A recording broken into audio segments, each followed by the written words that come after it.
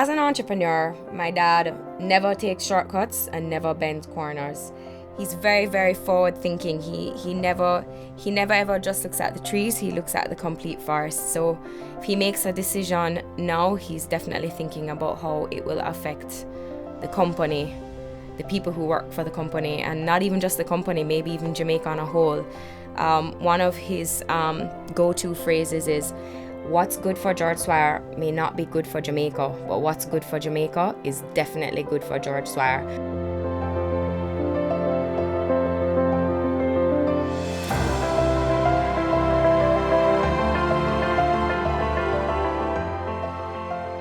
As an entrepreneur, well, my father will always tell you that he's not really interested in competing with others. He's interested in competing with himself. So he sets a standard and then he always wants to exceed it. And he'll tell you that he's never worked for money. He's just worked to be the best. And that's a standard that I've always tried to follow, which is just aim high, aim to be the best, a perfectionist in the particular lane that you occupy, knock it out the park, and the success, the money, those things will follow. But it's all about trying to aim as high as possible and aim for a particular standard. Do it the way that you know it can be done.